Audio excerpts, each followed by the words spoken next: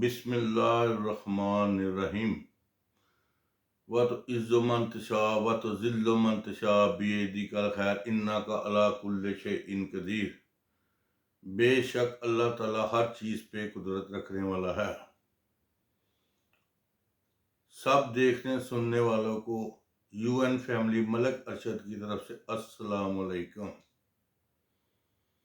جیسا کہ آپ کو دوستو پتہ ہے کہ میں نے یوٹیوب پہ ایک چینل شروع کیا ہے یو این فیملی ملک ارشد کے نام کا، تو جو بھی اپڈیٹ ہے وہ اسی دن ہی مل جاتی ہے یوفون پہ اور یوٹیوب پہ، اور دوسرے یا چوتھے دن دوسرے سوشل میڈیا جیسا کہ فیس بک وغیرہ کچھ دوست اعتراض کرتے ہیں جی آپ ترمیم ہو چکی ہوتی ہے۔ میں نے ان کو بتایا کہ نہیں، میں وہ اس سے پہلے ولاگ یوٹیوب پہ اپلوڈ کر چکا ہوتا ہوں۔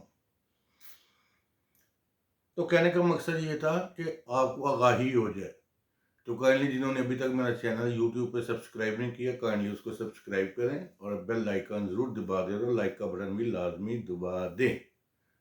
اللہ تعالیٰ آپ پہ رحم کرے گا، آمین۔ تو آج کی سیاست جو اس وقت پورے ملک میں گھوم رہی ہے، آئینی ترمیم کا تو جو ہونا تھا وہ تو ہو گیا، مکمل ہو گیا، جیسے بھی ہوا سب کے کردار سامنے آ گئے۔ آج میڈیا پی ٹی آئی کے ان 12 آدمیوں کو ڈھونڈ رہا ہے جنہوں نے اندر کھاتے نون لیگ کے شہباز حکومت کے ساتھ کٹ جوڑ کیا تھا۔ کئی بڑے بڑے اچھے نام بھی ہیں۔ یہ سب ایکچولی پی ٹی آئی کے ٹکٹ پہ کامیاب نہیں ہوئے، لیکن پوری دنیا جانتی ہے کہ یہ ٹکٹ پی ٹی آئی کے حمایت یافتہ ضرور تھے۔ اگر یہ پی ٹی آئی کے حمایت یافتہ نہ ہوتے تو کبھی بھی یہ اپنے حلقے سے 2000 سے بھی زیادہ ووٹ نہیں لے سکتے تھے۔ انہی چند جو لوگ ڈھونڈ رہے ہیں ان میں ہمارے بھی حلقہ 74 ہے، تحصیل سمبڑیال کا، ضلع سیالکوٹ کا۔ اس میں ہمارے ایم این اے جناب اسلم گمن صاحب کا بھی نام لیا جا رہا ہے۔ یہ پی ٹی آئی کے پلیٹ فارم سے منتخب ہوئے ہیں، حمایت یافتہ ہیں۔ نشان تو ان کا بینگن تھا، آزاد تھے، لیکن ابھی تک انہوں نے پی ٹی آئی کو جوائن بھی نہیں کیا تھا۔ کوئی مسئلہ ہو گئی یا کوئی، وہ تو اوپر والے جانتے ہیں۔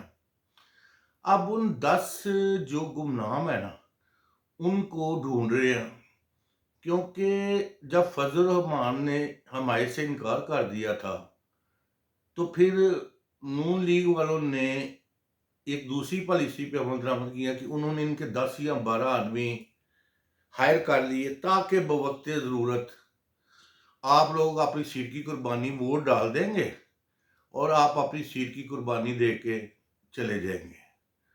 لازمی بات ہے، ایگری بھی ہو گئی تو اسی لیے۔ اور جب فضل الرحمان کو پتہ چلا کہ یار میری تو وقت ہی ختم ہو گئی ہے، تو میں نے پہلے دن سے کہہ رہا تھا کہ فضل الرحمان نواز شریف اور ایک ہی کچے چٹے ہیں، ان میں فرق کرنا اپنے آپ کو دھوکہ دینے کے برابر ہے۔ خیر فضل الرحمان نے ان کی مشروط حمایت کر دی، جس کی وجہ سے ان کی جو تھوڑی بہت عزت بچنی تھی وہ بچ گئی۔ اب کوئی پتہ نہیں چل رہا کہ ہمارے ایم این اے صاحب کہاں تھے، کہاں وقت تھے۔ کوئی کلیریفیکیشن ان کے خاندان کی طرف سے نہیں آ رہی، کوئی میرا مطلب ویڈیو بیان نہیں آ رہا۔ میں اسلم گمن صاحب کا تھوڑا سا پس منظر بتانا چاہ رہا ہوں۔ نواز شریف کی الیکشن تھے 97 میں، تو یہ اس وقت غالباً کرنل تھے، colonel Punjab I S I election cell کے انچارج تھے۔ ان کا خاندان سمبڑیال میں گمن برادر، ان کے والد صاحب اعظم گمن صاحب تھے، انتہائی شریف تھے، بہت مذہبی آدمی تھے، اور یہ سارا گھرانہ ہی بہت شریف آدمی پہ مشتمل ہے اور بڑے سوم و سلوات کے پابند ہیں، اس میں کوئی شک نہیں ہے۔ تو یہ 97 میں جناب عظیم نوری گمن صاحب، مزمل بٹ صاحب تھے، ان کے کاغذات جمع کرانے گئے، تو ان کے بڑے بھائی تھے یہی اپنے اسلم گمن صاحب، وہ اس وقت آئی ایس آئی کے پنجاب الیکشن سیل کے انچارج تھے۔ آپ کو تو پتہ ہے نا کہ نواز شریف وغیرہ ان کی سیاستی ججز جرنل اور اپنے خوش آمدیوں کے درمیان ہے.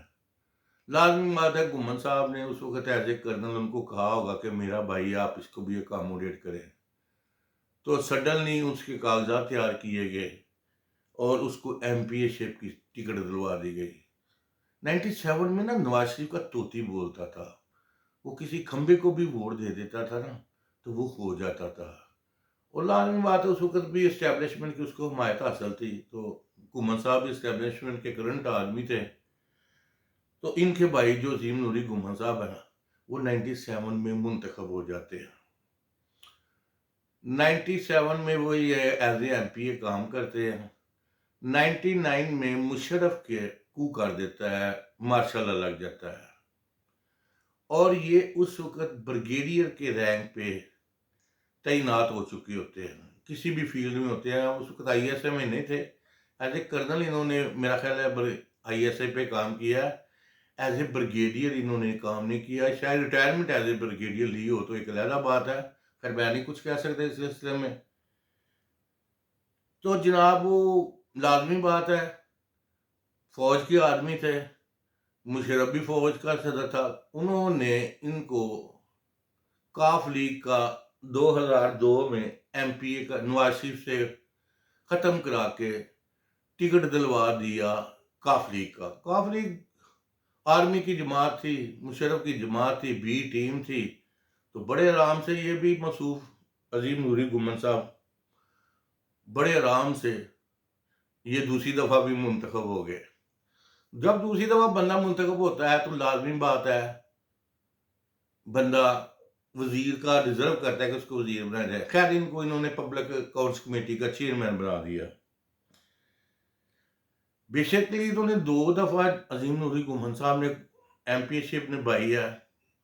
آج تک کوئی اتنا کرپشن کا خاندان پہ کوئی ایسا الزام نہیں لگا کہ انہوں نے کسی سے رشوت لی ہو، کسی ٹھیکیدار سے لی ہو، کسی کو اپوائنٹمنٹ کے لی ہو. یہ ان کا میں اس چیز کا گواہ ہوں کیونکہ میں تو ان کے حلقے میں ہوں. یہ نہیں ہے کہ ہمارے وہ پی ٹی آئی کے ایم این اے، تو ایسی بات نہیں، خدا قسم کوئی ایسی ان کے خلاف کرپشن کا کوئی چارج نہیں ہوگا، کوئی ایسا الزام نہیں لگایا گیا جیسا کہ میرا مطلب ہے جو اس سے پہلے ایم این اے تھے مصوب نون لیگ کے، انہوں نے کافی زیادہ لوگوں پہ ظلم ستم کیے. انہوں نے کبھی کسی کے خلاف ناجائز نہیں کروایا، کسی سیاسی مخالف کو اندر نہیں کروایا، باقاعدہ سیاسی مخالف کی حمایتی کی ہوگی جب بھی کی ہوگی. تو مقصد یہ کہنا ہے کہ اس سے پہلے جو نون لیگ کے ایم این اے تھے وہ مختلف پرچوں میں لوگوں کو مختلف انداز میں جھوٹے پرچے کرا دیتے تھے. مجھ پہ بھی انہوں نے as a P T I کی میں حمایت کرتا تھا تو انہوں نے مجھ پہ بھی میں نے ایک آدمی سے 15 لاکھ روپیہ لینا تھا، اس نے چیک دیا ہوا تھا. تو مصروف وہ بندہ مجھے پیسے دینے سے انکاری کر گیا. تو وہ ایم این اے صاحب، خیر ایم این اے صاحب جو تھے نا نون لیگ کے صاحب کا انتہائی شریف آدمی تھے. ان کے بیٹے جو ہے نا یہ ساری سیاست وہی کرتے ہیں. انہوں نے مجھے اپنے ڈیرے پہ بلایا، ایم پی اے صاحب نے، اس کے بیٹے بھی ایم پی اے تھے، وہ شہر کے حلقے سے منتخب ہوئے تھے، کہ ملک صاحب ذرا آئیے گا، آپ سے کوئی بندہ نا آپ سے اس چیک کے بارے میں بات کرنی ہے. لازمی بات ہے ہمیں پتا تھا کہ وہ مسلم لیگ کے آدمی ہیں اور ہم بانگے دول پی ٹی آئی کی بات کرتے ہیں. سیدھی سی بات ہے، خان کے ورکر ہے. تو ہمارے گاؤں کی فضا بہت اچھی ہے. ہم جو جتنے مرضی آپس میں عوام کسی کو ووٹ دے لے، لیکن ہم ہوتے پی ٹی اے اور نون لیگ والے اکٹھے ہیں. کبھی کسی کے خلاف، کبھی ہمارے گاؤں میں کسی نے اس بیس پہ نہیں پرچہ کرایا کہ یار یہ M N A P T A کا ہے یا نون لیگ کا ہے.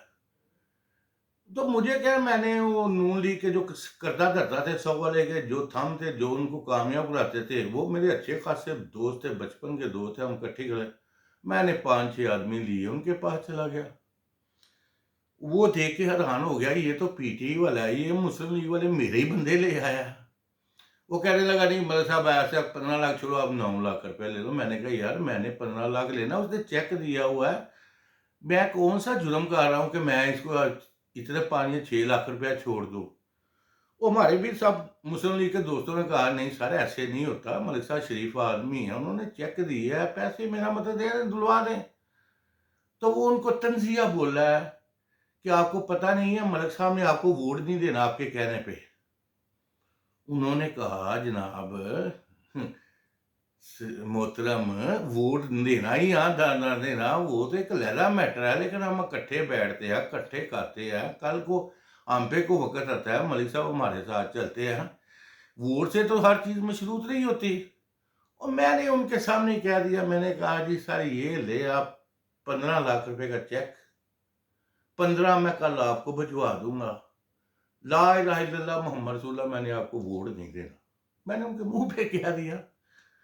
बादशाह सलामत थे, नून लीग का तोती बोलता था, बादशाह के दरबार में कोई बंदा गुस्ताखी उसके दरबार में कर दे तो वो कैसे मेरा मतलब है।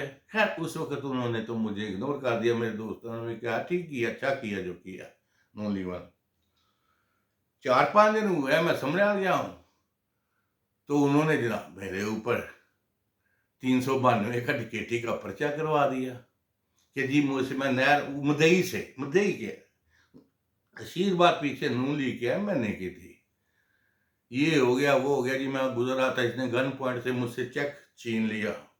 मुझे मैं समझा काम पे गया, मुझे सब इंस्पेक्टर 4 ASI उन्हें कहा मेरे साथ थाने चलो। मैं कहा गल तो दसो है तुम थाने चल के दस दिया, मेरे को गड्डी सी मेरे नाल गड्डी दे विच बह गई, एक मोटरसाइकिल से बह गया पीछे अपना, थाने चले गए। उन्हें कहा मलिक साहब ਤੁਹਾਡੇ ਤੇ ਪਰਚਾ ਹੋ ਗਿਆ, ਲਿਹਾਜ਼ਾ ਅਸੀਂ ਮਜਬੂਰ ਅਸੀਂ ਤੁਹਾਨੂੰ गिरफ्तार करके हवाला देना है। मैं कहा अगर पर्चा हो गया तो लाजमी गल है ਤੁਹਾਡਾ हक है, ਤੁਸੀਂ मेरा मतलब ये वाकया कुछ 10 बजे का है, मेरे को उन्होंने तलाशी ली, मोबाइल भी ले लिया, पैसे भी ले लिए, सब कुछ ले लिया। मैंने सब इंस्पेक्टर को कहा यार, मैंने कहा किसी को मुझे एक दो फोन तो कर दे दो ना, ताकि मैं उनको इतला करूं भाई मैं अंदर हूं, ताकि वो मेरी जमानत का बंदोबस्त करे या कोई राय अमल तैयार करें। खैर उसकी मेहरबानी, उसने मुझे 3-4 से ज्यादा फोन नहीं करने दिए। खैर जहां मैंने अहम अहम थे वहां फोन खड़का रही है, और मैंने उन्होंने इतनी देर में पूरे गांव में पता चल गया कि यार ऐसा ऐसा टिकेटी का पर्चा मतलब कैसे टिकेटी का हो गया, वो हैरान हो गई यार ये कौन सा। खैर सब लोगों ने उसकी ना MNA की बेटे की काफी मजम्मत की। अल्लाह का करना हुआ 10 बजे उन्होंने मुझे बिठा दिया एक साइड पे, पहले आधा घंटा उन्होंने मुझे हवालात में डाला, फिर उन्होंने मुझे जब पता चला पीछे से फोन आ गया कि आप इसको निकालो और बाहर ना कमरे में बिठाओ, अभी मैं SHO साहब ने कहा मैं आ रहा हूँ, मैं फैसला करता हूँ। अल्लाह का करना ऐसा हुआ, अल्लाह ताला ने हर शेर के बाद सवा शेर पैदा किया, हर शेर के बाद अगर वो MNA था तो खुदा ताला ने हम उसके ऊपर वजीर भी रखे थे, वजीर आला भी रखा था, और बहुत बहुत ऊपर बुलाए रखी थी। अल्लाह की कुदरत ही, खुदा की कुदरत ऐसी है, बात दूर तक गई। उसी वक्त लाहौर से फोन आ गया कि उसको सारी हकीकत का पता चला कि ये तो जैली पर्चा है, ये तो हो ही नहीं सकता, किसी तरीके से हो ही नहीं सकता किसी को चेक दिया हो। अल्लाह का करना ऐसा हुआ, छोड़ दो वो मुझे सकते नहीं थे, लेकिन अल्लाह अल्हम्दुलिल्लाह उन्होंने मेरी गिरफ्तारी नहीं डाली थी। उन्होंने मुझे जब ऊपर से आया प्रेशर आया, MNA साहब का प्रेशर खत्म हो गया, ऊपर से अल्लाह ताला ने मेरी मदद कर दी, मुझे 2 बजे उन्होंने रिलीज कर दिया। उन्होंने कहा जाओ भाई, फिर अभी ना 2-4 दिन बाद आपको बुलाएंगे, फिर आ जाना। मैं 4 को दिन बाद मेरा इंग्लैंड जाना था, मैं वहां चला गया, 1 माह बाद आया, मैंने फिर अपने मेहरबानों को फोन किया जी मैं आ गया हूँ तो अब क्या करूँ, उन्होंने कहा जाओ। उन्होंने उसी वक्त मेरे बयान लिए, मुझे बेगुनाह किया, और मुझे उसी वक्त उन्होंने रिलीज कर दिया। फिर मैंने उनके मुद्दई के खिलाफ FIR भी 4 वो 82 जो होती है ना वो भी लगवाई। मकसद ये कहने का कि ये सारे काम घुमन बरादरान ने कभी भी नहीं किए। उन्होंने हमेशा हल्के में रवादारी की सियासत, शराफत की सियासत हमेशा अपनाई है, इसमें कोई शक नहीं है। उन्होंने कभी भी किसी के खिलाफ नाजायज पर्चा नहीं डाला। लेकिन चूंकि आपको पता है कि इस वक्त सारा जोर एस्टेब्लिशमेंट का है, सारी पीछे की जो भी तारे खिड़कियां जो भी साथ चल रहे हैं पीछे से ही चल रहे हैं। اور آپ کو پتا ہے گھمن صاحب بھی اسٹیبلشمنٹ کے آدمی ہیں، اپنے محکمے کا پریشر بھی ہو سکتا ہے، کوئی اور بھی ہو سکتا ہے، تو لہٰذا تمام دوستوں سے اپیل ہے بھائی صبر کریں، پی ٹی آئی کے ورکروں سے تھوڑا سا انتظار کریں، وقت دیکھیں کیا لہم عمل اختیار ہوتا ہے۔ آخر ایک نہ ایک دن تو گھمن صاحب نے سامنے آنا ہی ہے نا، اپنی کلیریفیکیشن دینی ہے، پی ٹی آئی والوں نے دینی ہے، تو لازمی بات ہے دودھ کا دودھ پانی کا پانی ہو جائے گا۔ تو میرا کہنے کا مقصد تھا کہ ابھی ورکروں کو نا تھوڑا سا عزت نفس کا خیال رکھنا چاہیے، کیونکہ کہتے ہیں نا جو ایک دفعہ بات نکل جائے نا پھر وہ واپس بڑی مشکل آتی ہے۔ تو میں تو دعا گاؤں اللہ تعالیٰ نہ ہی انہوں نے یہ حرکت کی ہو کہ پیچھے رہ کے انہوں نے یقین دہانی کرائی ہو، اگر کروا دی ہے تو غلطی ہو جاتی ہے انسان سے، کئی دفعہ انسان پریشر نہیں برداشت کر سکتا، تو اس کا سب سے بہترین حل بلا کیا ہے، شرافت سے پیار سے ایم این اے صاحب سے استعفیٰ دے دے، کہنا جی ٹھیک ہے جی سیاست میرا جیسے صاحب بندوں کا کام نہیں ہے، یہ گندے لوگوں کا کام ہے، میں نہیں سروائیو کر سکتا اس طرح کی سیاست میں۔ یقین جانیے اس کے ان الفاظ سے گھمن صاحب کا قد اور مزید بڑھ جائے گا، ہو سکتا ہے وہ اگلی دفعہ آزاد کھڑے ہوں تو وہ آزاد منتخب ہو جائے۔ کیوں؟ لوگ اصول چاہتے ہیں، لوگ چاہتے ہیں جہاں آپ نے کمٹمنٹ کی ہے نا وہاں آپ پورا پیرا دے۔ آج کل تو عام آدمی بھی یہی سوچ رکھتا ہے کہ بھائی کتنی بڑی گالی ہے لوٹا ہونا، آپ سوچ بھی نہیں سکتے، نسلوں کے نام پڑ جاتے ہیں بھائی۔ تو اگر ایسی کوئی غلطی ہو گئی ہے تو ان کو نہیں ہوئی تو پھر بھی سامنے آنا چاہیے عوام کی، ان کے کسی بھائی کو، عظیم نوری گھمن صاحب ہیں، وہ ویڈیو بیان جاری کریں اور بتائیں کہ جی ہم الحمدللہ آج بھی پی ٹی آئی کے ساتھ ہیں، چھوٹی سی پوسٹ لگا دینے سے نہیں، جب تک آپ ویڈیو بیان نہیں دیں گے ورکر آپ پہ یقین نہیں کرے گا۔ اور آپ کو پتہ ہے پی ٹی آئی کا ورکر چارج ہے، چارج یہ تو بڑوں کو خاطر میں نہیں لاتا بھائی، یہ تو بہت منہ پھٹ ورکر ہے پی ٹی آئی کا۔ تو اللہ تعالیٰ وہ نوبت نہ گھمن برادران پہ لائے کہ ان کو کوئی مسئلہ مسائل ہو، ان کی عزت پہ کوئی فرق ہو۔ تو میرا تو مشورہ یہی ہے کہ عظیم نوری گھمن صاحب کو یا بذات خود ان کو ایک ویڈیو بیان ضرور جاری کرنا چاہیے تاکہ دودھ کا دودھ اور پانی کا۔ اگر میری کوئی بات اچھی لگی ہو تو لائک کر دیجئے گا، سبسکرائب کر دیجئے گا، اور ایک بات ضرور خیال رکھیے گا اپنے اور اپنے ارد گرد کے لوگوں کا ضرور خیال رکھیں۔ آپ کے ارد گرد لوگ بہت توجہ کے طالب ہے آپ لوگوں کی۔ اللہ تعالیٰ ہم سب کا حامی و ناصر ہو۔